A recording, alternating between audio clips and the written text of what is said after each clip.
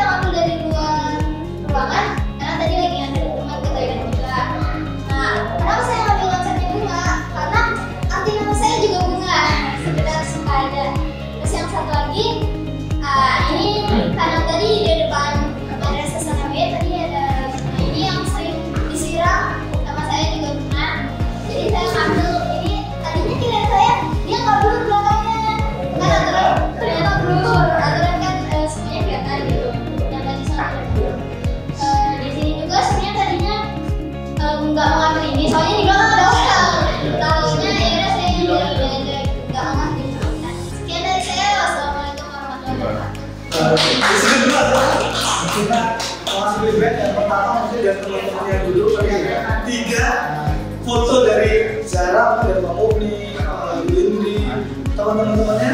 Kalau saya nggak pernah dari lagu ini. Oke,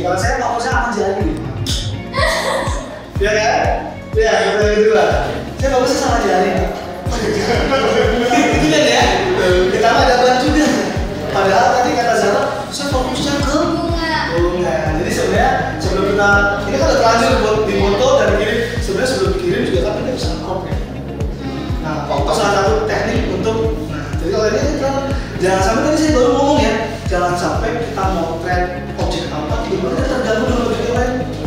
Kok ada jari, sepatu, begitu ya? Gitu. Terus yang ketiga tadi Azara sadar juga ya, tadi untuk yang ngumpul saya nggak tahu nih mau berapa ibu ya, jadi sampai dari makan, terus dulu kita apa di story, ibunya lihat lagi, waduh, nggak take down kan, nah ini objeknya tidak terlihat, padahal pengennya konsepnya itu jelas semuanya.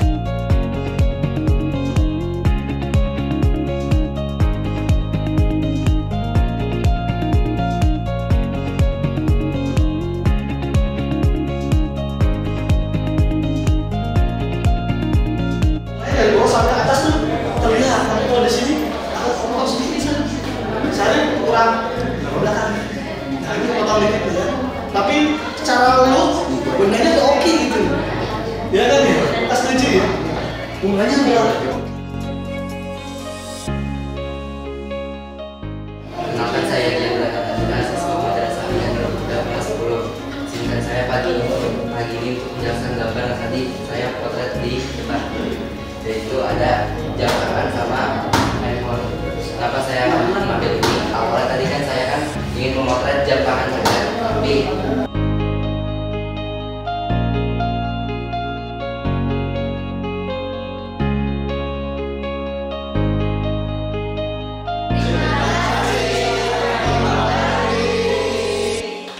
Oke, baik teman-teman semua. Assalamualaikum warahmatullahi wabarakatuh. Waalaikumsalam warahmatullahi wabarakatuh. Oke, gimana kabarnya hari ini? Sehat semua?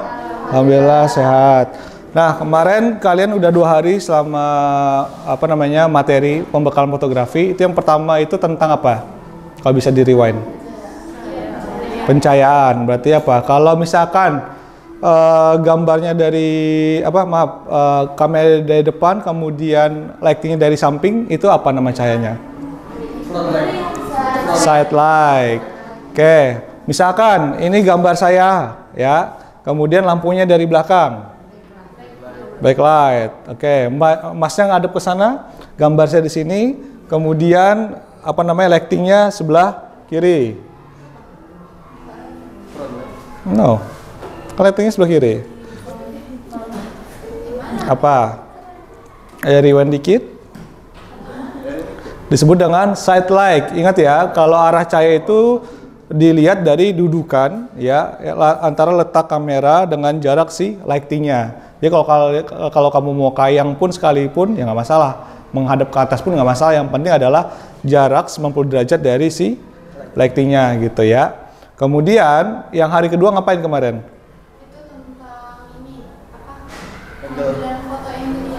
Angle. Kalau misalkan saya di sini kameranya, saya ambil sekarang. Nama angle-nya apa? High angle. Kalau saya dari gedung tinggi, nama angle-nya apa?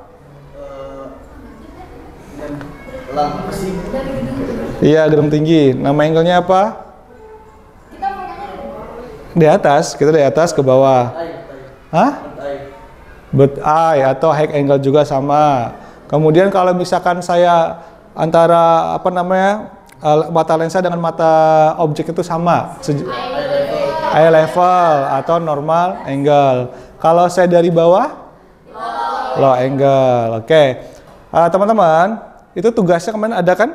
Nah, tugasnya itu dia suruh upload ke Instagram nggak? Enggak. Oke, nanti tugas kalian kemarin itu fotonya berarti semua pakai ini, nggak ada yang pakai HP. Pakai ini semua. Ada pakai HP. Nah, disarankan yang pakai HP itu nanti output kita adalah itu untuk dimasukkan ke sosial media kalian, ya. Yaitu nanti kalian upload, jangan lupa nanti di tag AKMR TV Jakarta. Nanti diinfokan lagi. Gunanya untuk apa teman-teman? Biar ada output yang dihasilkan dalam pelatihan atau pembekal fotografi ini. Nah, hari ini kita akan belajar secara lebih dalam lagi. Kemarin kan lighting secara eksternal kan, atau pencahayaan secara eksternal, sekarang pencahayaan secara internalnya. Nah, hari ini bersama saya itu ada Pak Iqbal sama Bu Oli, nanti akan mengajarkan bagaimana proses untuk pencahayaan di dalam kamera. Itu ada 3 hal sebenarnya tuh, kayak ISO, shutter speed, kemudian aperture. Misalkan kalian pernah lihat gambar yang bokeh kan? Atau gambar yang ngeblurnya parah tuh. Nah, itu namanya bokeh, itu ada blur oke. Nah, itu gimana cara settingnya? Kalau di HP kan gampang tuh. Di touch, di fokus ke objeknya, kemudian di blur belakangnya. Atau misalkan pakai fitur potret aja itu udah ngeblur belakangnya. Gitu teman-teman. Nah, nanti juga kalian akan belajar bagaimana smartphone kita juga itu bukan hanya untuk sebagai nonton live TikTok Shop aja teman-teman. Tapi juga sebagai bagaimana bahwa HP ini, smartphone kita itu bisa menghasilkan suatu karya, termasuk karya dalam bidang fotografi. Bahkan banyak juga lomba-lomba kayak teman-temannya Kak Irul ya, itu memenangkan lomba teman-teman. Entah itu di universitas, entah itu di provinsi, entah itu pun di kabupaten. Gunanya untuk apa? Untuk menambah pengalaman dan kesiapan dia dalam dunia fotografi ke depannya gitu mungkin. Mungkin saya nggak berlama-lama, materi akan dijelaskan oleh Pak Iqbal. Silakan Pak Iqbal.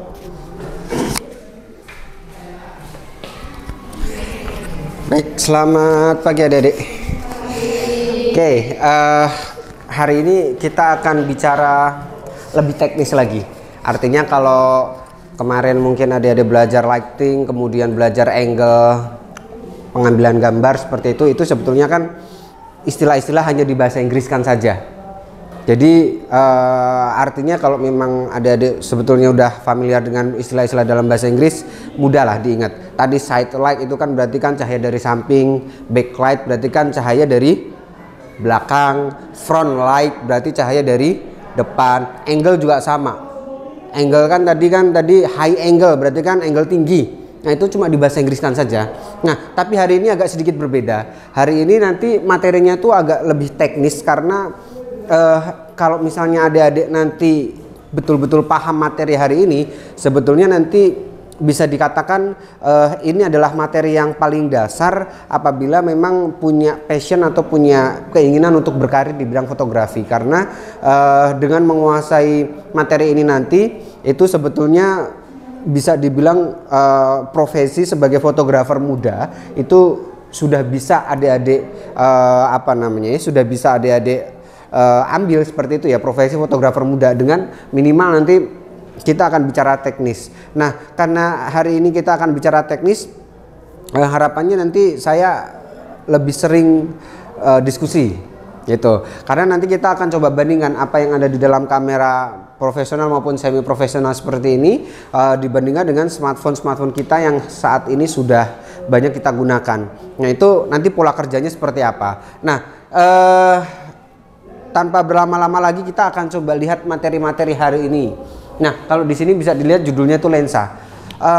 Dalam kamera ini kita mengenal sebetulnya dibagi ke dalam 2 bagian utama. Yang pertama, kalau adik-adik nanti ingin belanja gitu ya, ada beberapa kamera yang sudah dijual satu paket, kamera beserta lensanya. Tapi dalam beberapa merek itu nanti dijualnya itu kebanyakan terpisah. Jadi biasanya akan dibagi, yaitu dari bodi kamera dengan lensanya. Nah, ini lensanya, ini bodinya, beda gitu. Khususnya untuk kamera-kamera yang semi profesional ya. Ada juga beberapa kamera yang dia itu sudah jadi satu ya, walaupun ukurannya segini, dia juga jadi satu, namanya kamera prosumer gitu. Bentuknya sama persis, cuman lensanya nggak bisa diganti-ganti. Itu jenis kamera tingkat kedua lah. Nah, kalau yang paling kecil tingkatannya itu yang namanya kamera saku atau kamera pocket, yang ukurannya ya satu saku gitu, kecil. Dan itu kalau pakai kamera itu sih tujuannya untuk dokumentasi dan segala macam, dia sudah powerful kalau sekarang, karena memang itu semuanya udah otomatis. Artinya udah otomatis itu tinggal nyalain on off-nya saja, adik-adik udah bisa pakai. Karena nanti semua pengaturannya nanti yang akan kita pelajarin di sini itu nanti sudah diotomatiskan. Tapi kalau kita pakai semi profesional seperti ini, kita diberikan kesempatan untuk mengatur semau kita. Bisa otomatis juga, tetapi untuk beberapa kondisi nanti pekerjaan-pekerjaan tertentu menuntut kita untuk bisa mengatur pengaturan-pengaturan itu secara manual. Gitu. Nah, kita bicara yang pertama dulu lensa. Kalau di mata, di apa namanya, di badan kita, tubuh kita, lensa itu adalah mata. Artinya sebuah gambar nanti juga akan sangat ditentukan oleh lensa yang kita gunakan. Itu artinya lensa itu juga punya peranan penting, kan manusia bisa melihat dengan sempurna kalau matanya sempurna. Nah, begitu juga dengan kamera. Bedanya kamera itu nanti matanya bisa di setel. Artinya dia bisa di setel itu bisa diganti-ganti. Karena jenis matanya nanti macam-macam jenis lensanya. Nah, kalau mata manusia kan sudah sangat canggih ya. Jadi sudah bisa melakukan istilahnya kalibrasi kalau di dalam mesin, atau kalau di istilah-istilah kita sehari-hari itu mata kita itu sudah bisa menyesuaikan sesuai kebutuhan. Kita kalau melihat benda-benda yang dekat otomatis pupil kita membesar. Kalau kita melihat benda-benda yang jauh otomatis pupil kita mengecil. Nah, pupil kita itu yang pekerjaannya diduplikasi oleh lensa ini. Gitu. Nah, kita lihat materinya sekarang. Kita akan mengenal lensa.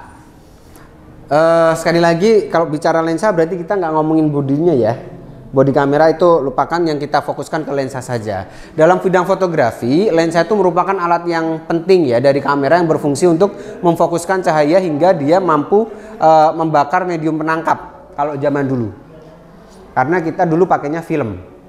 Tapi kalau sekarang nanti cahayanya itu akan langsung dikenal dengan nama sensor, atau cahayanya itu akan langsung direkam oleh sensor.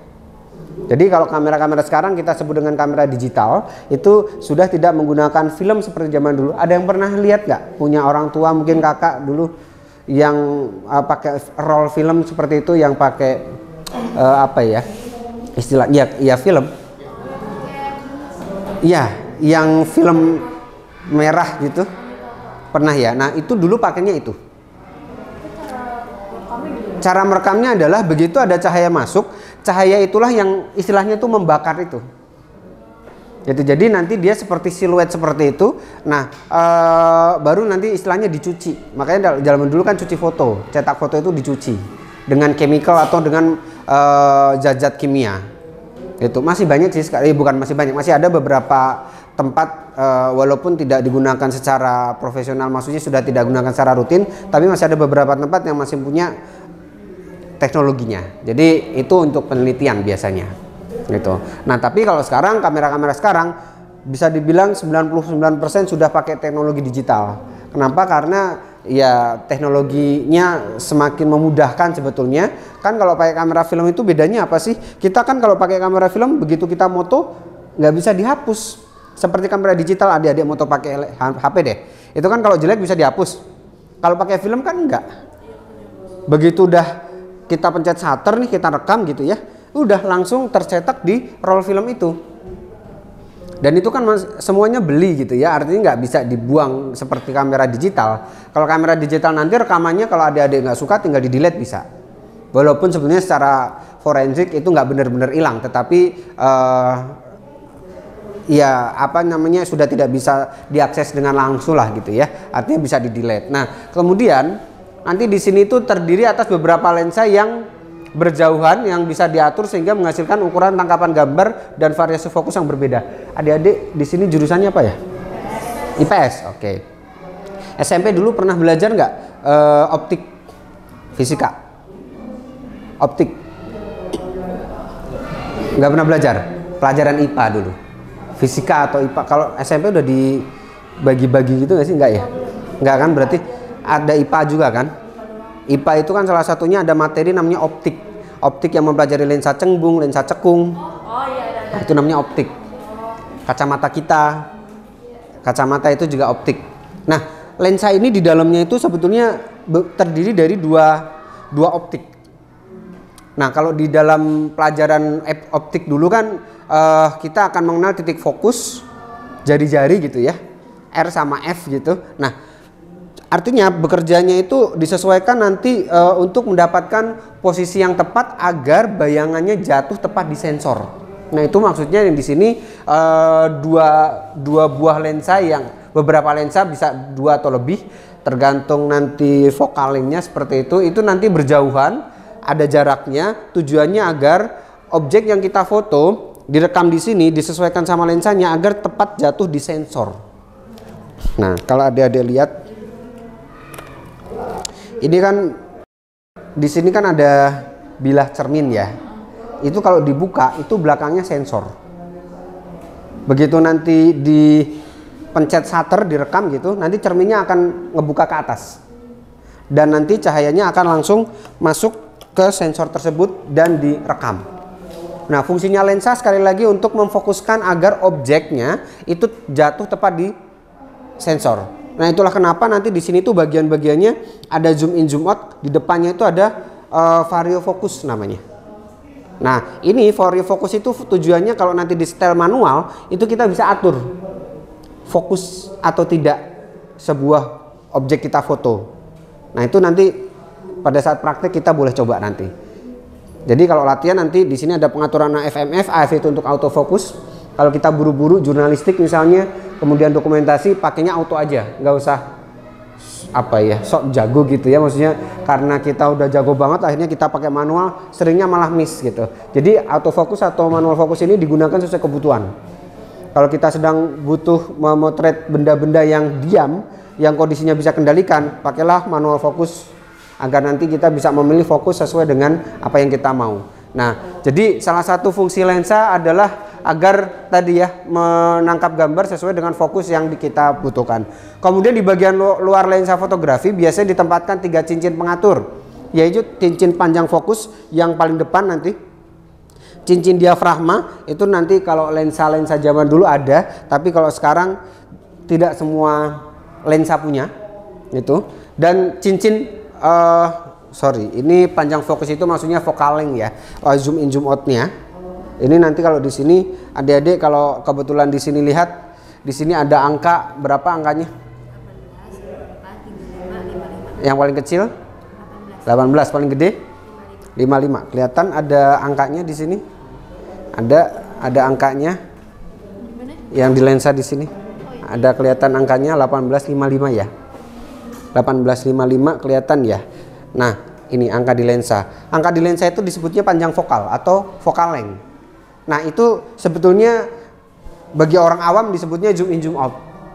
Gitu. Itu sebenarnya adalah jarak panjang fokal dia itu untuk mengendur gitu ya, atau menyesuaikan jarak antar dua lensa itu gitu. Jadi nanti kita akan lihat sehingga nanti bisa kita manfaatkan kalau untuk benda-benda yang kita butuh frame wide gitu ya, itu berarti pakai angkanya yang kecil 18. Tapi kalau kita mau zoom in, zoom itu berarti agak mendekat ke objek gitu ya, seolah-olah itu kita namanya membesarkan focal length-nya. Jadi yang tadinya 18 itu wide, kita berubah jadi 55 nih. 55 itu yang paling zoom. Atau nanti kalau lensa-lensa tele, lensa-lensa jarak jauh itu bisa sampai ratusan focal length-nya. Gitu. Nah, kemudian nanti ada cincin diafragma, sayangnya lensa ini tidak ada contohnya nanti, dan juga cincin fokus itu yang paling depan. Nanti bisa diputar juga. Oke. Pada dasarnya alat ini berfungsi untuk mengumpulkan cahaya yang ada lalu menyebarkannya ke dalam atau keluar kamera. Jadi salah satu, nanti kita akan lihat jenis-jenisnya dulu deh. Nah, kalau lensa yang kebetulan hari ini kita bawa itu semuanya namanya lensa kit atau lensa standar yang digunakan. Kenapa disebutnya kit atau standar? Karena dia itu bekerjanya mirip dengan mata manusia normal, jarak pandang, tapi satu ya, jangan dipandang dibandingkan dengan dua mata kita. Satu lensa itu maksudnya satu mata. Jadi area pandangnya itu mirip dengan mata normal manusia, sehingga disebut lensa standar atau lensa kit. Gitu. Jadi betul-betul cara kerjanya itu mirip dengan mata manusia. Nah, tadi panjang fokalnya 18 sampai 55. Pada umumnya lensa itu dibagi berdasarkan jenis panjang fokalnya. Ada nanti namanya lensa-lensa beberapa jenis. Kita akan lihat nanti ya contoh-contohnya. Oke. Saya lanjutkan dulu, ini pengertian lensa kamera. Tadi kita sudah bahas dalam konteks kamera video atau film, lensa itu berfungsi untuk mengirimkan cahaya ke strip film atau ke sensor. Jadi dia yang menangkap kemudian memfokuskan cahaya ke strip film. Sementara di kamera biasa, baik itu, ini tahu nggak singkatannya apa? Sering dengar ya? Apa singkatannya? Digital bener. SLR-nya? Apa kemarin? Udah dibahas kemarin? S-nya itu single lens reflector. Tadi kaca yang tadi saya buka tuh itu namanya single lens. Jadi ada satu bilah kaca yang berfungsi sebagai reflektor. Makanya dinamakan digital single lens reflector. Nah, ini pakai bahasa Inggris atau bukan? Jadi maksudnya di sini lensa itu berfungsi mengarahkan cahaya ke sensor digital. Maksudnya baik kamera DSLR maupun kamera yang bukan DSLR gitu maksudnya. Kamera bukan DSLR apa ya? Kamera SLR yang analog. Kalau dulu namanya SLR aja yang nggak pakai digital. Tapi sekarang sudah semuanya udah pakai digital rata-rata. Dua-duanya terbuat dari rangkaian kaca plat yang peka cahaya. Baik itu cembung atau melengkung keluar dan juga cekung atau melengkung ke dalam.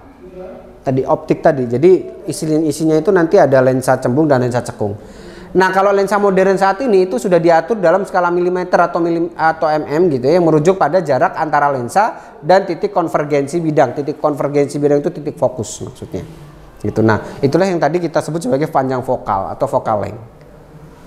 Nah, kalau pengertiannya sih sebetulnya ringan-ringan saja ya. Misalnya di sini yang disebut lensa itu adalah kaca bulat melengkung seperti kaca pembesar. Pernah mainan kaca pembesar nggak? Pernah mainan kaca pembesar? Pernah? Pakai buat apa? Yang cembung atau yang cekung? Kalau pembesar? Kalau pembesar berarti cembung dong. Cembung kan?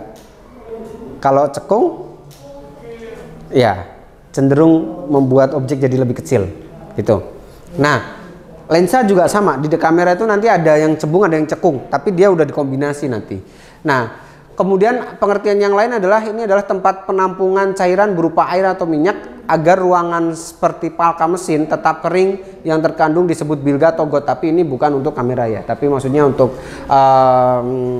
alat-alat lain di luar kamera. Nah, ini pengertian lensa secara umum. Tapi kalau di tempat kita kan atau di fotografi itu kan nanti dipakai untuk merekam cahaya, untuk jalan masuknya cahaya gitu. Lanjut. Maka dengan lensa Anda bisa melihat objek yang akan difoto. Apakah perlu diatur apertur? Pernah dengar apertur? Kemarin udah dibahas. Apertur, diafragma. Nah, nama lain. Apertur atau diafragma. Kayak kalau nanti di handphone itu ada pengaturannya itu namanya A. A-nya berapa? Oh, sorry, F. F diafragma. Kemudian ada shutter itu shutter speed nanti kita juga bahas agar hasil fotonya lebih bagus atau sebaliknya. Sementara jika lensa dilepas dari kamera tadi sudah saya contohkan, maka foto yang dihasilkan hanya berupa gambar putih yang mengacu pada warna cahaya secara optikal. Jadi lensa itulah sebetulnya sebagai filter ya untuk memfokuskan cahaya tadi. Karena dengan lensa lah kita bisa atur seberapa banyak cahaya yang masuk untuk direkam. Kalau nggak pakai lensa kita nggak bisa atur. Makanya jadinya cuma putih aja. Semua cahaya kan ada banyak. Kalau cahaya dasar dalam warna itu cuma ada 3 sebenarnya warna dasar. Seni rupa belajar nggak? Belajar. 3 warna dasar. Warna primer apa? Warna primer. Warna primer di seni rupa.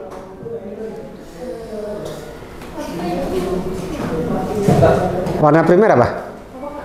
Kuning, merah, sama biru. Ya, itu primer. Tapi nanti kalau di dalam elektronik beda. Kalau di elektronik nanti warna primer itu RGB, red, green, dan blue. Gitu. Nah, sebetulnya semua cahaya warna juga tadi kalau dicampur semua itu nanti akan jadi putih. Cahaya matahari itu kan kalau dipantulkan jadi pelangi itu kan jadinya ya warna-warna pelangi yang kita udah tahu lagunya dari kecil itu ya. Itu kan spektrum karena dia itu berpendar namanya, artinya dipecah. Nah, kalau dia bersatu itu sebenarnya warnanya kelihatannya putih. Jadi semua cahaya kalau bergabung jadi satu jadinya putih. Itulah kenapa di sini hanya bergambar putih. Karena kita nggak bisa kendalikan warna cahayanya. Sehingga kalau dia bergabung jadinya putih gitu. Nah, hal inilah yang memungkinkan Anda untuk mengetahui kalau lensa itu berkualitas tinggi, maka nanti akan bisa membantu Anda menghasilkan foto yang bagus dan menarik, sekalipun kamera yang digunakan sudah usang. Maksudnya apa? Lensa yang bagus itu akan membantu kualitas foto Anda akan lebih baik.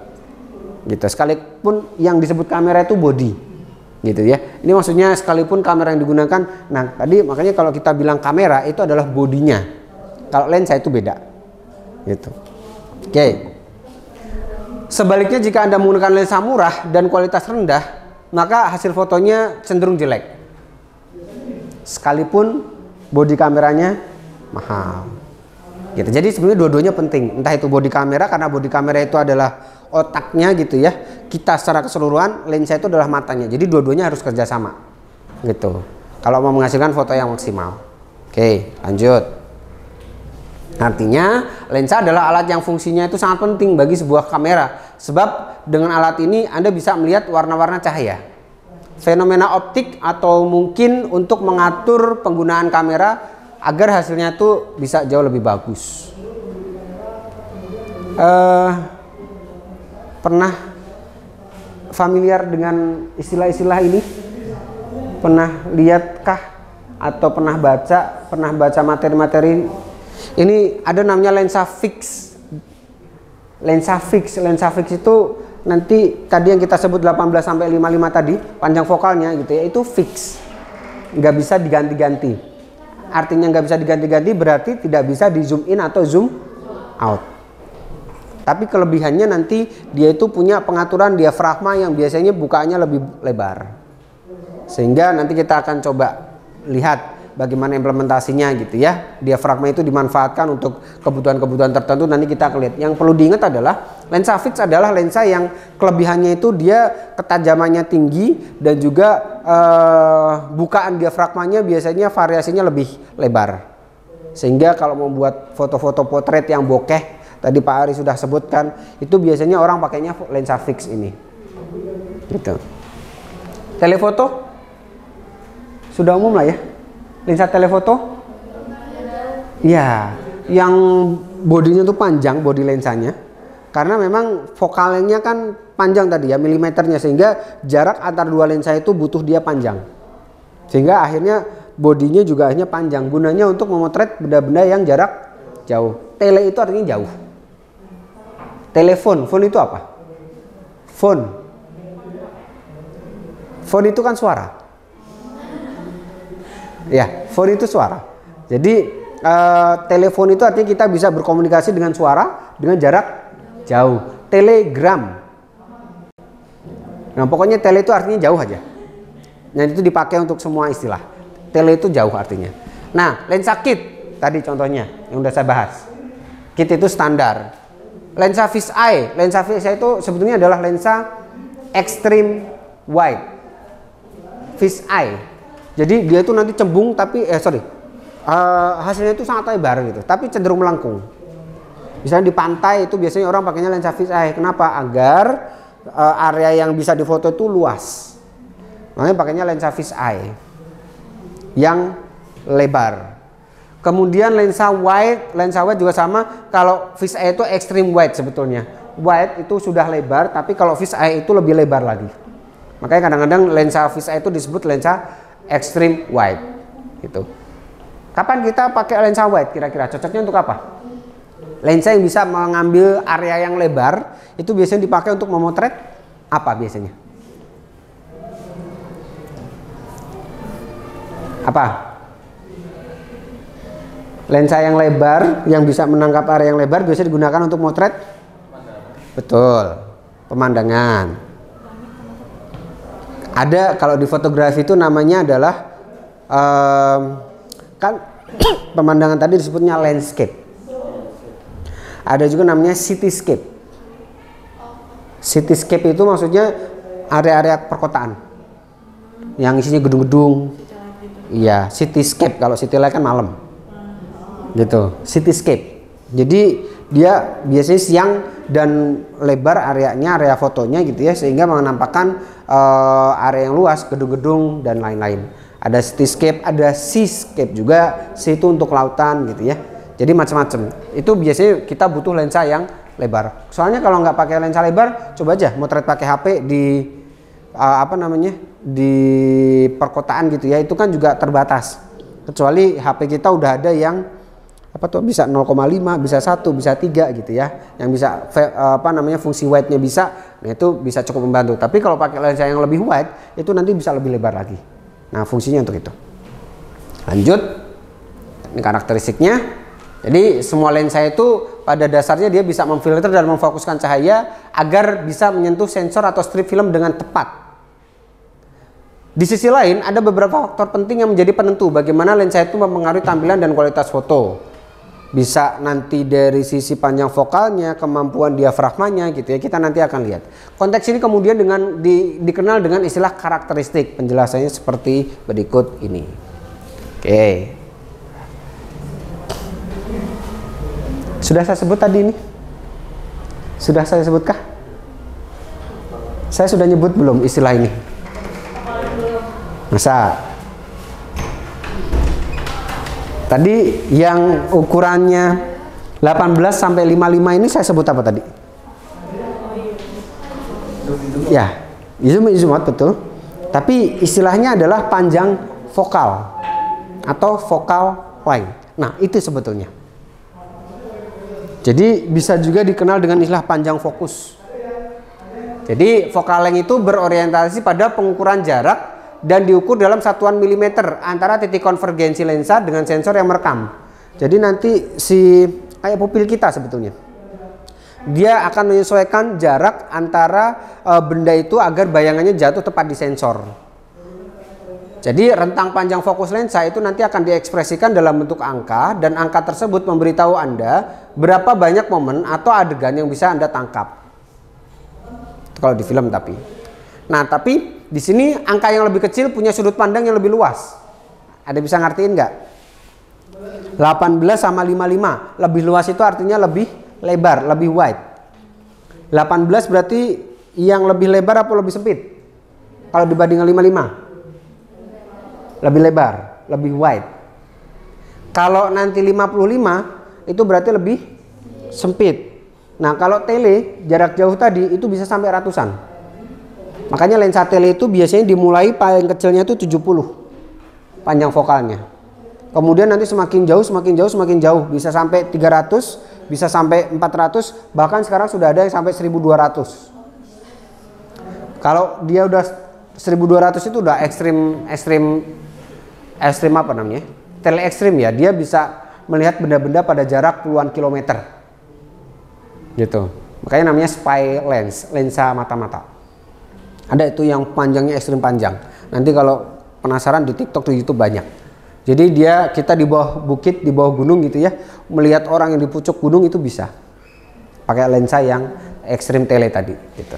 Nah, tadi angka lebih kecil, sudut pandang lebih luas, sementara dan lebih lebar, dan kita bisa melihat atau menampilkan pemandangan yang lebih banyak. Sementara angka yang lebih besar punya sudut pandang yang sempit dengan sudut pandang yang lebih kecil atau sudut pandang yang lebih sedikit. Artinya kalau kita memotret satu orang saja gitu ya, itu ya usahakan jangan terlalu banyak ada space kosong.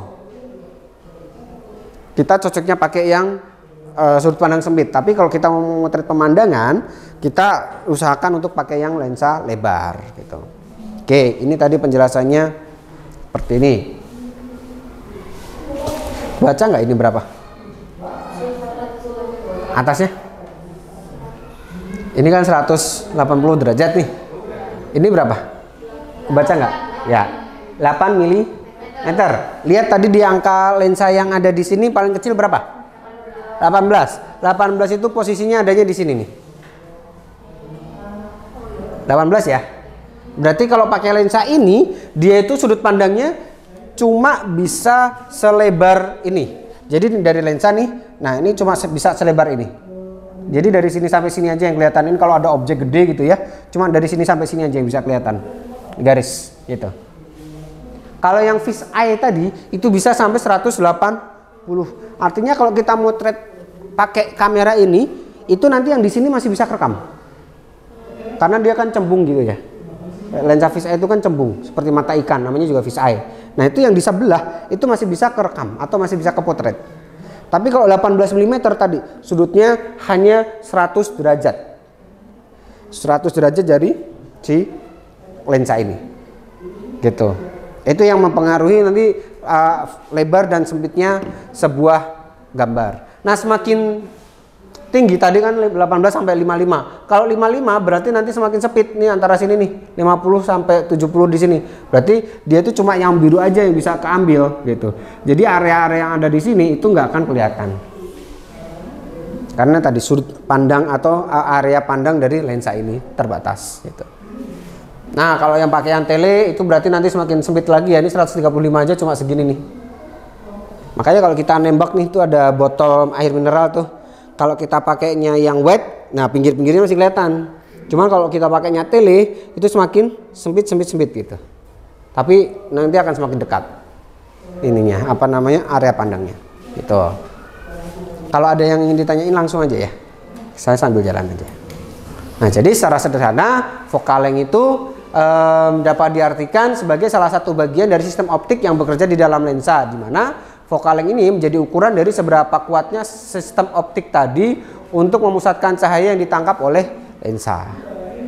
Jadi titik di mana lensa itu nanti akan membuat cahaya menjadi terpusat atau fokus inilah yang disebut sebagai titik fokal atau focal point. Foto yang baik. Oke, saya tanya ini bebas nilai aja, artinya adik-adik boleh menjawab apapun sepengetahuan dan sepengalaman yang pernah adik-adik pernah lihat. Kan sering kan lihat konten yang ada di media sosial, entah itu foto ataupun video ya. Kita bicara foto dulu deh. Menurut adik-adik, foto yang baik, foto yang dikatakan baik itu kalau kriterianya apa saja? Terang. Oke, satu, berarti cahayanya harus tepat.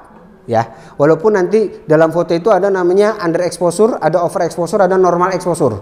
Ada foto-foto yang sengaja bagus kalau dibuat dia cenderung gelap. Ada kan? Foto-foto yang memang secara konsep itu dibuat gelap. Gitu. Namanya foto low light. Secara tema, ya seperti foto-foto siluet, itu kan kalau terang ya nggak bagus. Gitu. Ada yang normal exposure, dan normal exposure itu kebanyakan foto lah. Foto-foto jurnalistik, street fotografi, kemudian panggung atau stage fotografi, itu kebanyakan dia pakai normal exposure yang cahayanya pas gitu. Ada juga yang over exposure, foto-foto yang sengaja dibuat terang. Contoh foto apa? Produk-produk make up. Itu kalau motret pasti dibuat over. Cenderung terang. Modeling, fotografi, kemudian fashion itu cenderung dibuat over exposure gitu. Kecenderungan seperti itu. Nah, jadi kalau tadi foto yang baik itu yang terang, artinya sebenarnya kita bicara konsep ketepatan cahayanya. Cahayanya pas, nggak terlalu terang, nggak terlalu gelap, nggak terlalu bright gitu ya, atau terlalu over gitu. Nah, kemudian yang kedua, selain pencahayaannya tepat, foto yang baik harus apa kriterianya? Yang sering orang lupa adalah foto yang baik itu harus memiliki titik fokus yang tepat. Jadi dalam foto itu nanti akan ada beberapa titik fokus yang harus ditentukan oleh si fotografer. Mana nih titik utama yang harus difokuskan? Kalau misalnya kita motret manusia, foto potret manusia, area mana yang harus difokuskan? Mata.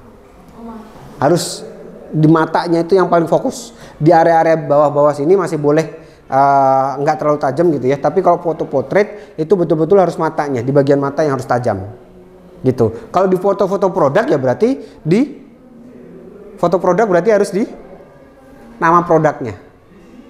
Kan kita motret ini nih, air mineral Anugerah Alam. Nah, ini kan foto satu ini semua, satu keseluruhan. Nah, adik-adik nanti kalau di di kamera itu ada memilih titik fokus namanya. Yang harus fokus tajam tepat itu harus di nama mereknya. Itu harus fokusnya tepat. Jadi foto yang bagus yang kedua selain pencahayaannya tepat, titik fokusnya harus tepat nih. Gitu. Dan yang ketiga baru kita bicara komposisi. Baru kita bicara nanti teknik-teknik shading atau pencahayaan yang bayangan dan yang lain-lain. Jadi minimal yang pertama tadi pencahayaannya harus tepat, yang kedua titik fokusnya harus tepat. Gitu ya, itu yang nanti harus kita pelajari hari ini. Jadi proses pemuncatan cahaya ini tadi dari bentuk pendaran itu cahaya yang berpendar, cahaya berpendar itu cahaya yang sedikit kabur gitu ya, hingga menjadi terpusat atau terfokus ini disebut sebagai proses penerjemahan cahaya. Dengan demikian, focal point atau focal length itu memiliki peranan yang penting baik di dalam sebuah lensa maupun di dalam fotografi secara keseluruhan. Tanpanya pemotretan yang kita lakukan itu tidak akan menghasilkan gambar apapun atau yang gambar yang bercerita seperti itu. Nah, pertanyaannya ini, mata kita punya nggak focal length?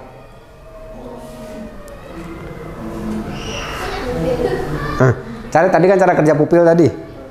Mata kita gimana? Nah, tadi mata kita itu udah canggih. Kalau lensa itu udah ditentukan dia itu kerjanya hanya bisa dimanapun gitu ya. Maksudnya dimanapun tuh di sini kan udah ada batasnya nih. 18 sampai 55. Nah, mata kita itu lebih canggih. Kita ada yang extreme wide, ada yang extreme zoom, itu bisa. Makanya di sini disebut mata kita itu jelas memiliki focal length dalam satuan milimeter.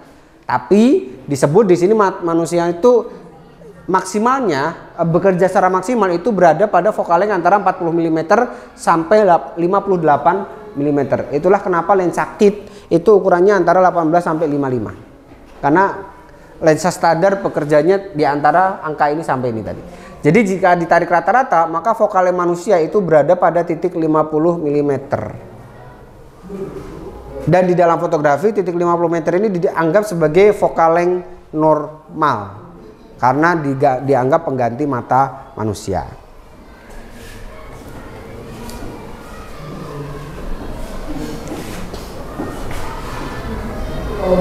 Tadi konsepnya seperti apa focal length itu? Ini lihat, kebaca nggak ini focal length berapa? 12. Apa yang terjadi dengan area fotonya? Lebih lebar namanya, luas. Ya, ini adik-adik harus bayangkan antara si fotografer dengan model itu jaraknya sama semua antara yang dari sini sampai sini ya. Artinya dia nggak pindah tempat. Entah si modelnya maupun si fotografernya itu nggak pindah tempat, di satu titik saja. Tapi dengan berbagai pengaturan vokal yang berbeda, hasilnya seperti ini. 12 mm tadi akhirnya wide atau lebar. 24 mm sudah semakin sempit dan dia agak cenderung lebih dekat seolah-olah. Ini 50 mm nih. Yang standar mata normal tadi. Tapi sekali lagi satu mata ya. Kan lensa kan cuma satu. Kalau mata kita kan dua.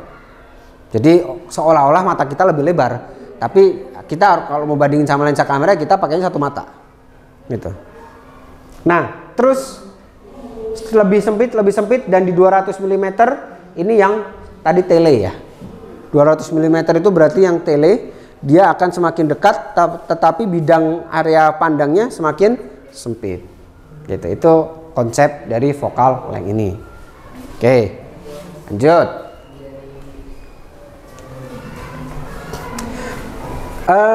Untuk apa sih sebetulnya focal length itu? Focal length itu digunakan untuk teknik namanya filling the frame. Yang jago bahasa Inggris artinya apa? Maksudnya apa nih? Filling the frame itu maksudnya apa nih? Kan kita punya frame foto nih. Frame foto itu kan kotak. Saya mungkin bawa itu kali. Udah habis ya waktunya? Belum. Oh belum. Itu udah bel. Materinya banyak banget. 35 slide.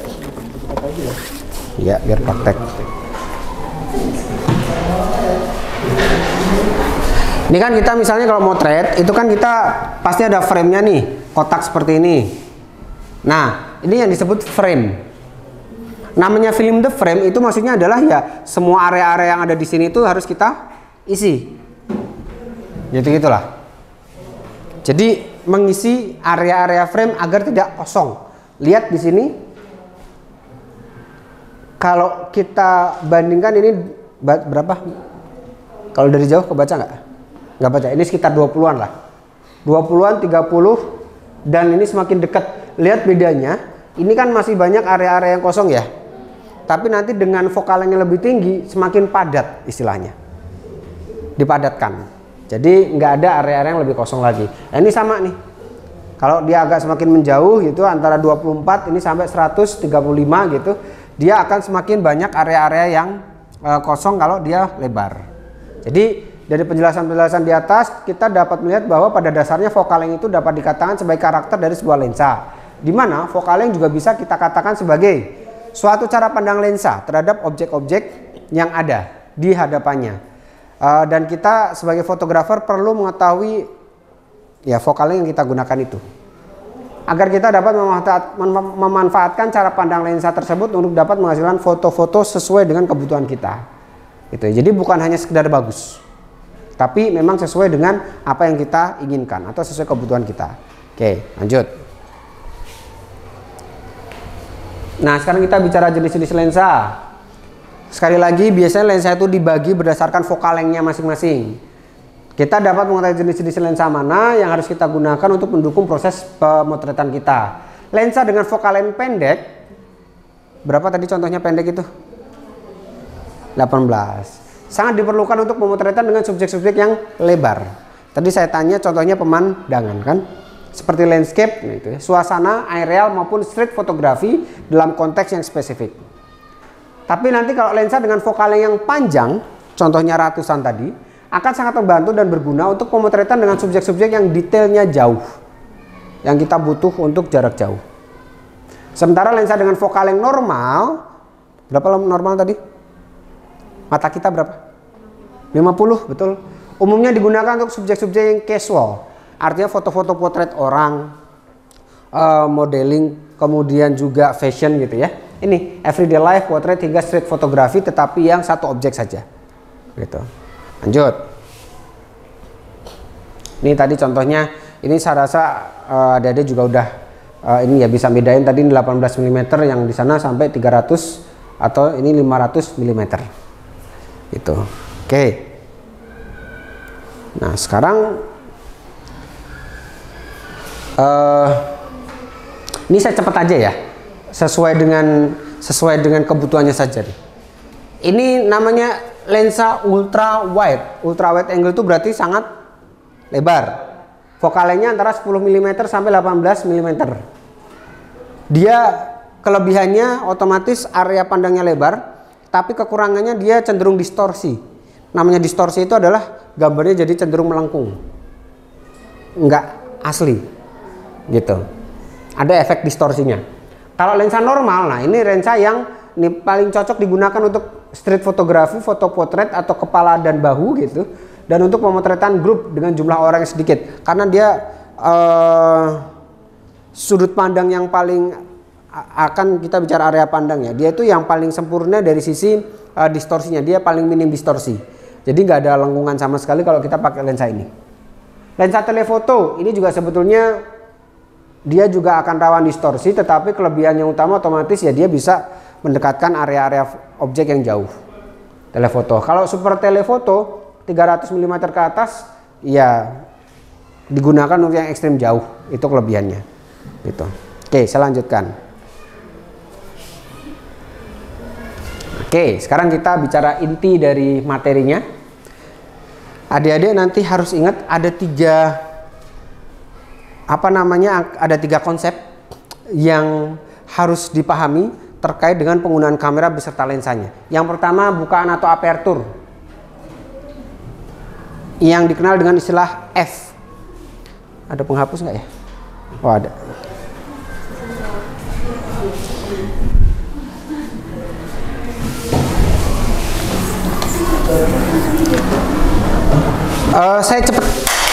Saya agak cepat aja. Jadi diafragma itu adalah secara konsep adalah lebar atau sempitnya lensa membuka. Ini ada gambarnya mungkin ya. Lihat. Ini lensa, bukan lensa yang kalau di depan sini kelihatan nih. Ini kan namanya lensa nih. Nah, di depan sini kan sebetulnya dia nanti akan membuka dan menutup. Seperti pintu gerbang lah. Tapi dia bentuknya bulat. Gitu. Nah, diafragma itu adalah konsep di mana dia itu terbuka atau tertutupnya itu seberapa lebar. Nanti dibandingkan dengan panjang vokal sebetulnya. Kita lihat. Yang paling gampang adik-adik ingatnya ini agak kebalikan nih. Soalnya kalau angkanya kecil, lihat di sini, ini berapa? 1,4. Kalau dia angkanya kecil, justru dia membukanya lebar. Karena istilahnya dia 1/, dia itu sebagai penyebut. 1/1,4 dibandingkan 1/8, gede mana? Matematika. Yes. 1/2 sama 1/22, gede mana? 1/2 ya. Nah sebenarnya diafragma itu konsepnya itu, makanya ini F per. Nah jadi kalau mau ingat seperti itu nggak apa-apa, tapi kalau mau mudah ingatnya semakin gede angkanya semakin sempit itu juga boleh. Lihat di sini kan F-nya 1,4, bukanya sangat lebar. Di sini F-nya 22, bukanya kecil. Jadi diafragma itu bukaan. Pengaruhnya kemana saja? Dua hal. Ke terang gelap cahaya dan juga ke fokus area dari objek yang kita foto. Ini ada objeknya sama, orang dengan rumah. Kalau kita foto pakai antara 1,4 sampai 2,8, yang fokus itu hanya orangnya saja. Rumahnya ngeblur. Artinya kalau kita membuat foto yang bokeh seperti ini, syaratnya pertama adalah diafragmanya harus angkanya kecil, betul. 1,4, 2, 2,8, 4, 5,6. Kalau lens sakit dia maksimal mentoknya di angka 3,5 paling kecil. Gitu rata-rata. Jadi nanti dia akan bisa fokus di sini saja. Nah, kebalikan, kalau kita pakai angka diafragma gede 8, 16, 22 itu area fokusnya semakin luas. Nah, itu yang perlu adik-adik ingat. Tadi saya bilang pertama terkait dengan area fokus, yang kedua terkait dengan terang gelap. Terang gelap gini penjelasannya. Ini kalau bukaannya lebar berarti cahaya yang masuk sedikit apa banyak? Kalau dibandingkan yang sana lebih banyak kan? Artinya kalau lebih banyak cenderung lebih terang apa lebih gelap? Yes. Artinya kalau bukaannya lebih lebar atau angkanya lebih kecil, cahaya yang masuk akan lebih banyak sehingga gambarnya cenderung lebih terang. Kalau pakai ini, bukaannya kecil banget nih. Berarti otomatis kesempatan cahaya untuk masuk kan juga sempit sedikit. Jadi gambarnya cenderung gelap. Dah. Diafragma terkait dua hal, yaitu apa sama apa tadi? Gelap terang dan satu lagi area fokus. Mau bikin blur atau tidak, bokeh atau tidak, gitu. Oke, itu diafragma. Ini sudah lihat tadi ruang area fokus itu kita sebut sebagai depth of field atau ruang tajam. Ini lihat ininya aja, lihat penjelasannya. Lihat. Yang disebut depth of field adalah area fokus. Kalau kita mau pakai area fokus yang sempit, kita harus pakai diafragma angkanya yang apa tadi? Kecil dong. Kan tadi kalau 1,42 itu kan yang fokus orangnya saja tadi. Rumahnya kan ngeblur. Begitu tadi angka yang gede sama rumah-rumahnya kan juga fokus juga.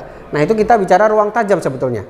Lihat di sini jarak antara orang, ini objek dan areanya.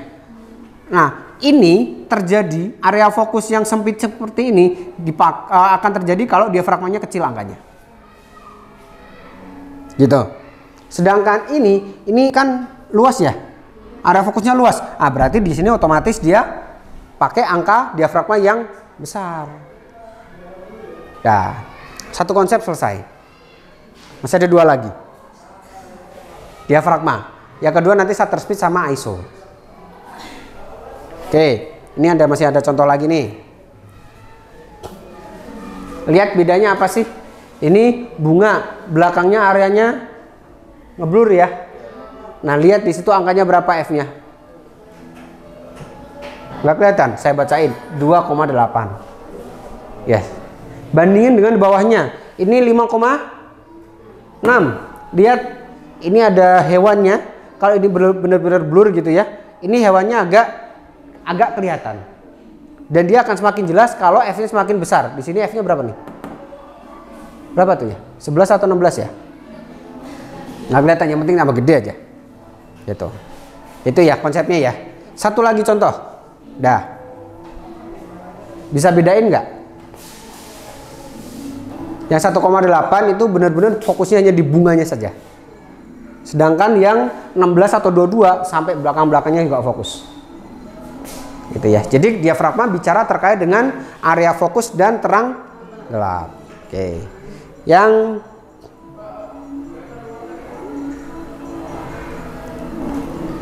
Bukaan besar berarti angkanya kecil apa gede tadi? Ini ada istilah seperti ini soalnya. Contoh foto dengan bukaan apertur besar. Nah, bukaannya besar berarti angkanya kecil. Ya, diingat ya, kalau bukaannya besar berarti angkanya kecil.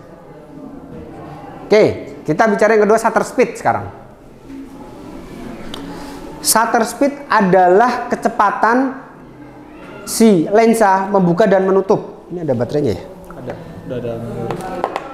Adik-adik dengerin ya, nanti bedanya. Ini on off-nya mana dah? Oh, langsung. Oke,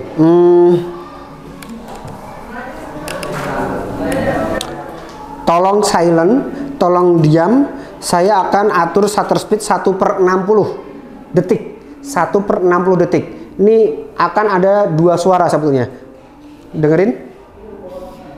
Oh, belum saya buka, sorry. Nah, suaranya satu atau dua?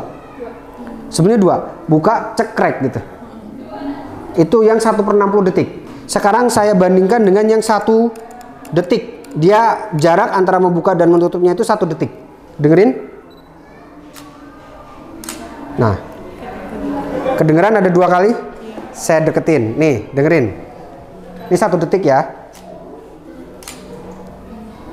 Denger nggak? Kalau 2 kali, dengerin. Nah, jadi 2 suara itu adalah suara pertama membuka dan suara kedua adalah menutup. Jadi shutter speed konsepnya di situ. Jadi kecepatan si shutter atau gerbang yang nanti akan menentukan dia itu kapan direkam gitu ya oleh si sensor, membuka dan menutupnya itu kecepatannya kita sebut sebagai shutter speed itu. 1/60 berarti 1/60 detik. Udah gitu aja. Kalau 1 berarti 1 detik. Makanya biasanya kecepatannya itu 1 per. Nih lihat. 1 s second, 1/4 detik, 1/50 atau 1/300. Fungsinya sekarang apa? Ini juga terkait dengan 2 hal. Yang pertama terkait dengan terang gelap, yang kedua terkait dengan bagaimana si objek itu akan terekam oleh si kamera. Adik-adik pernah lihat nggak orang yang lagi lari atau motor kemudian difoto? Kan nanti ada beberapa kondisi. Ada yang kondisi namanya freeze, membeku. Dia terekam, dia tuh diem di fotonya. Nah, itu adalah kondisi di mana kita motret dengan shutter speed tinggi. Shutter speed tinggi itu berarti 1/100-an lah. Bisa 100 ke atas. 1/100, 1/300 itu kita sebut sebagai shutter speed tinggi. Sehingga kalau kita motret benda yang bergerak, dia akan terekam diam. Itu shutter speed tinggi. Tapi nanti kalau kita foto objek yang bergerak, kita menggunakan shutter speed yang rendah, itu nanti akan ada namanya efek motion blur. Ada efek gerakan. Jadi ada efek seperti bayangan gitu loh. Nah itu karena shutter speednya rendah. Gitu. Shutter speed rendah itu berapa? Ya 1/50 ke bawah lah. Gitu. Nanti ada contoh-contohnya mungkin.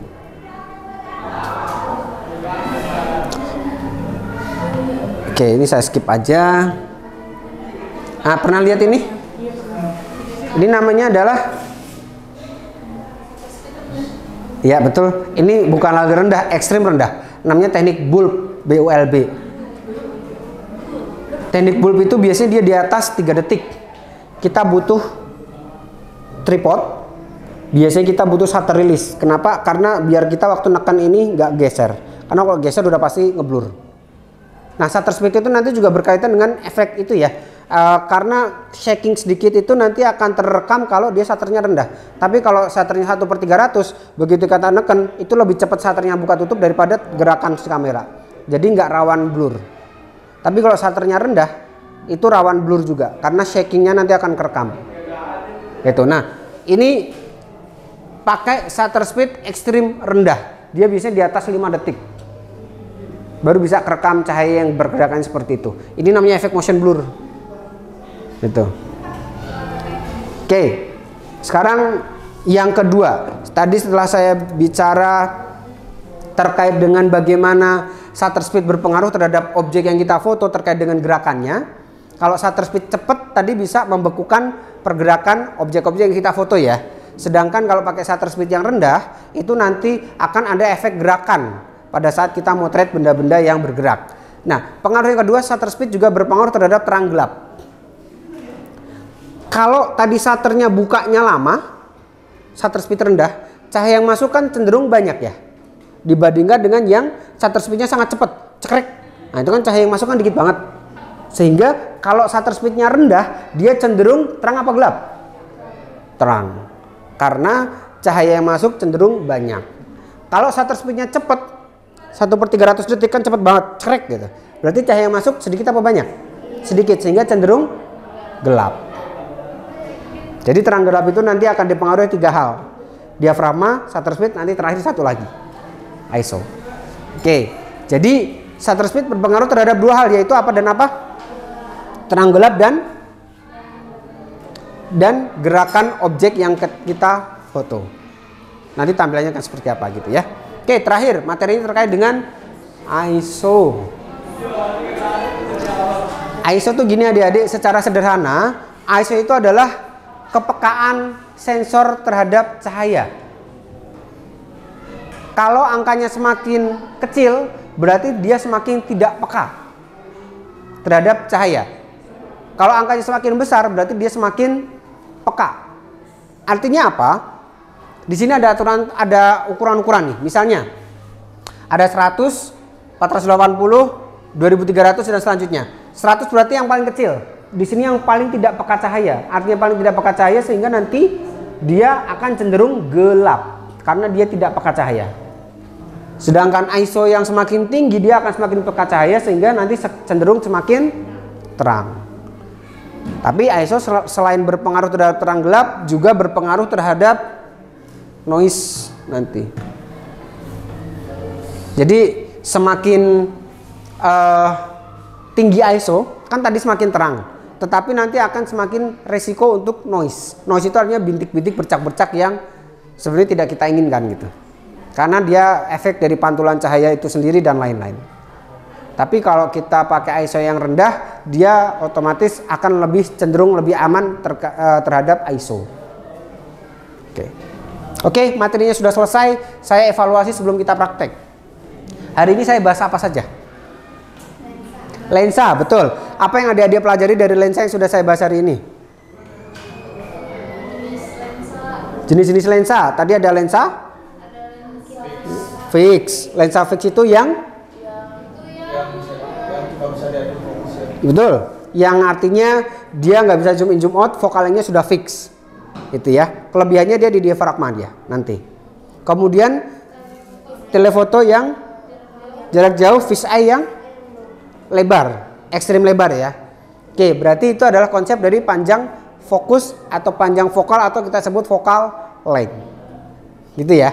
Itu terkait dengan lensa. Yang kedua, setelah bahan lensa saya juga bahas 3 hal, yaitu diafragma. Diafragma itu terkait dengan apa dan apa? Gelap terang dan area fokus.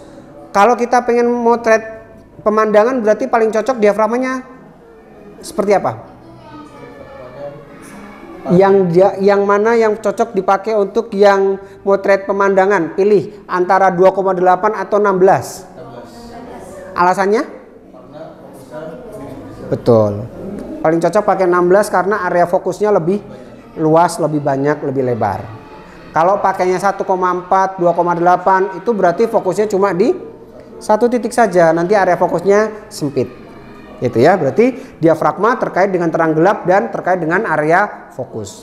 Sekarang yang kedua tadi shutter speed. Shutter speed itu terkait 2 hal juga. Yang pertama gelap terang juga. Oke, konsepnya gimana? 1/25 sama 1/400 lebih terang yang mana? 1/25 sama 1/400 lebih terang yang? Betul, 1/25 karena dia semakin lama bukanya. Karena dia semakin, iya kan lama kan? 1/25 sama 1/400 cepet yang 1/400 kan? Berarti 1/25 kan otomatis cahaya yang masuk semakin banyak. Sehingga cenderung lebih terang. Kalau 1/400 kan cepet banget, cekrek gitu ya. Itu kan otomatis dia cahaya masuk cenderung sedikit dan gelap akhirnya. Selain berpengaruh terhadap terang gelap, shutter speed juga berpengaruh terhadap gerakan objek yang kita foto. Kita kalau motret suka nonton olahraga nggak?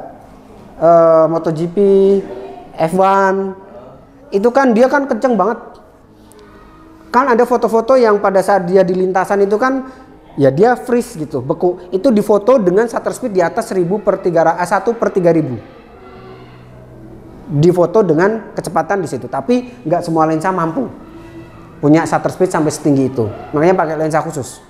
Gitu. Dia kecepatannya sampai di atas 1 per 3000. Gitu. Tapi kalau nanti pakai normal aja benda diam gitu ya, itu nanti kita pakai 1 per 60 itu juga udah bisa. Gitu. Tapi kalau di bawah 1 per 60 misalnya tadi 1 per 25, 1 per 10 itu rawan shaking. Karena dia kan lama buka tutupnya sehingga nanti gerakan sedikit pun akan terekam oleh si terekam oleh si lensa, si kamera gerakannya gitu. Oke, shutter speed terkait dengan dua hal tadi, terang gelap dan gerakan objek yang kita foto. Yang ketiga ISO, ini terkait dengan dua hal juga. Yang pertama terang gelap, 100 sama 1600 lebih terang yang mana? 1600. Noise-nya lebih banyak yang mana? 1000 sama 1600 sama 100? 1600. Betul. Oke. Dan terakhir, sekarang adik-adik tolong buka handphone. Oke. Sudah? Potret benda apapun yang ada di depan adik-adik bebas. Potret apapun dulu, saya pengen lihat potret apa aja, bebas. Sudah? Sudah? Potret apapun yang ada di depan adik-adik.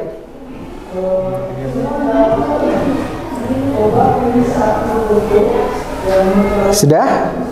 Kalau sudah, coba buka propertiesnya. Bisa nggak dibuka properties itu, buka detailnya? Detail foto. Rincian, betul.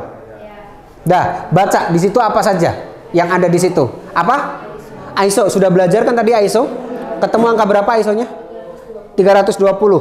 Kalau misalnya ISO-nya saya rubah jadi 1600, apa yang terjadi? Lebih terang, betul.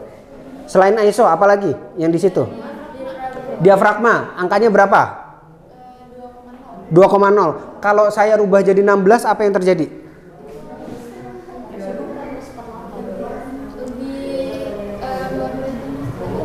Tadi kan 2 ya? 2,0 ya? Kalau diafragmanya saya rubah jadi 16, dua hal yang terjadi. Apa sama apa? Lebih gelap.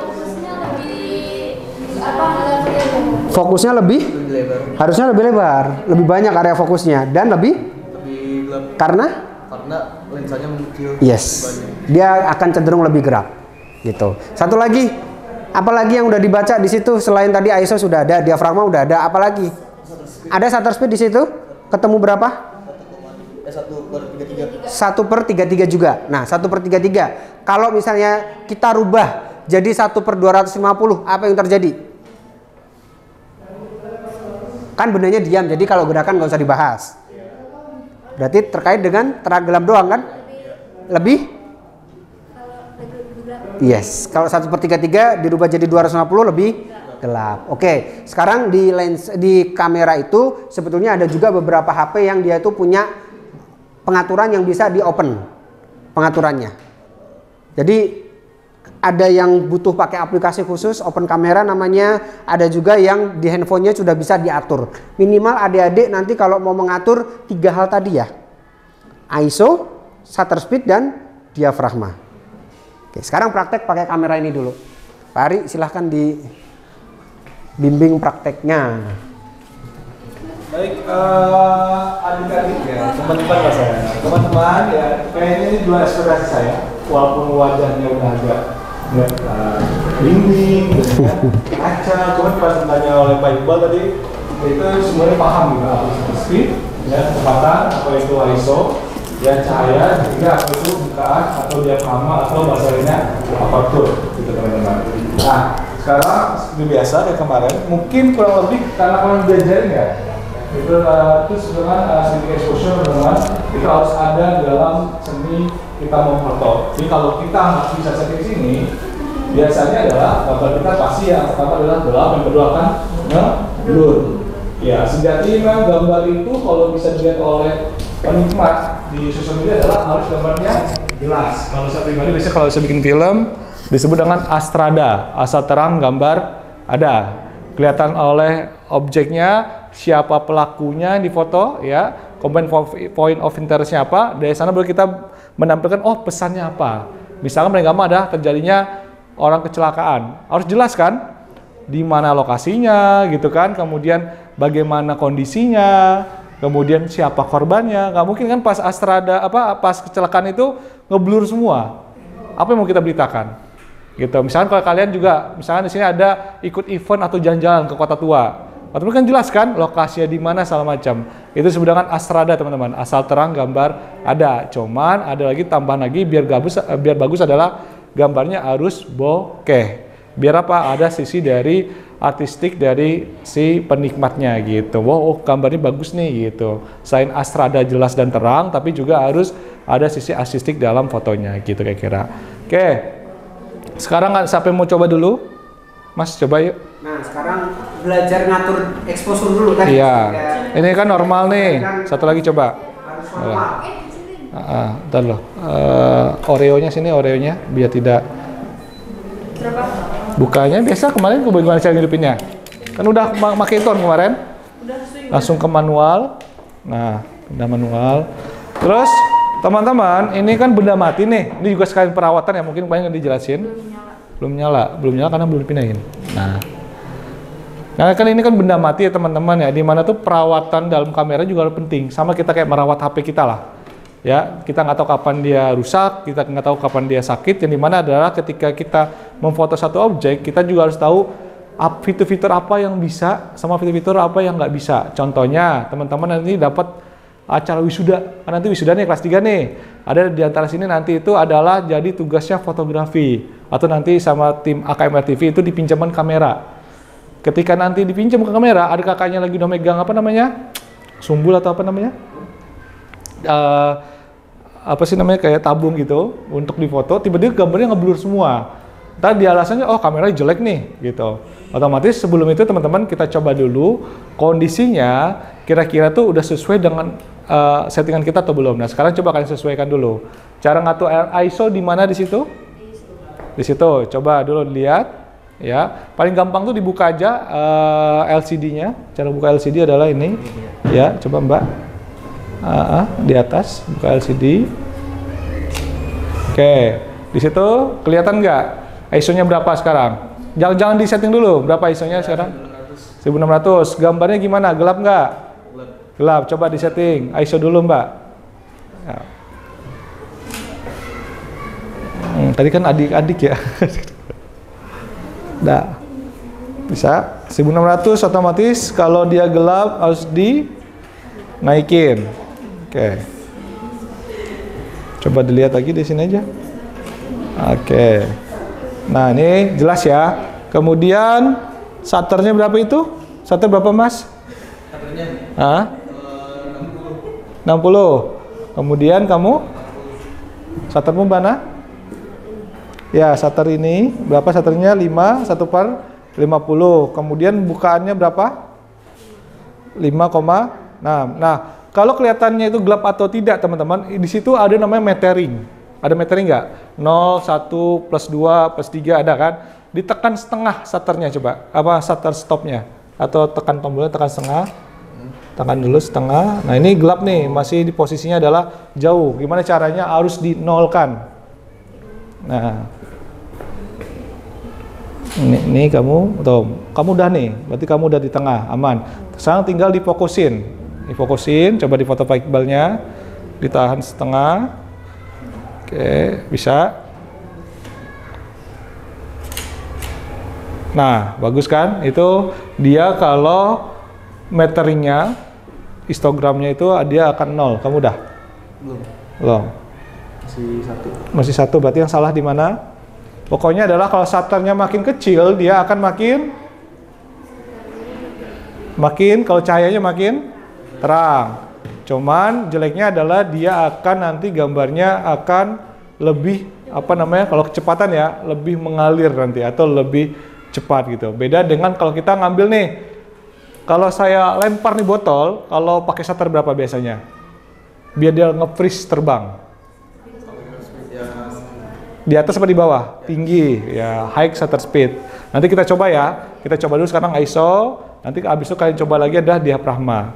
Oke, sekarang dikasih 2 kelompok. Ini berapa? 1, 2, berapa? 5 ya? Ini 4. Oke, ini 4 satu kelompok, ini satu kelompok. Sekarang ganti-gantian. Ini ada 2 kamera. Sama satu lagi sambil nunggu kalian juga coba pakai HP. Di HP itu ada jenis fitur Pro. Coba buka. Iya. Kalau nya bukan iPhone ya. Kalau iPhone kan lebih automatically itu, nggak ada Pro-nya. Tapi yang Android itu pasti ada Pro-nya. Saya Oppo A74 ya. Nggak ada. Saya ada nih. Kamu nggak ada? Pro? Oh nggak ada nih. Geser ke sini itu lainnya. Atau lainnya teman-teman. Di lainnya kalau nggak ada Pro tulisannya. Nah di situ ada tuh. Di situ yang Pro pencet. Kamu pendek panorama. Nih Pro. Nggak bisa ya? Iya nggak bisa. Nggak bisa, berarti bawaannya emang begitu. Oke, kalau nggak bisa nggak apa-apa. Nah kalau yang bisa biasanya tuh klik Pro, kemudian tuh semua ada settingan semua teman-teman.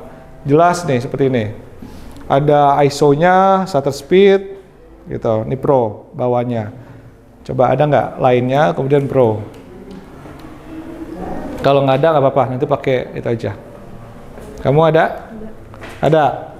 Oke, kamu ada? Ada, kamu? Ada berarti, oke. Sini? Ada? Aku nggak ada. Iya, itu iPhone ya. iPhone emang kelas tinggi, Mon. Ini apa? Apa itu? Nggak kelihatan. Coba lihat. Terlalu gelap. Iya, gelap banget, berasa kayak ini. Coba, ini apa? Ini enggak, ini mah zoom out, zoom in. Coba ke ini lu manual dulu. Mana tadi yang awal? Nah, itu ISO. Nah, itu bisa.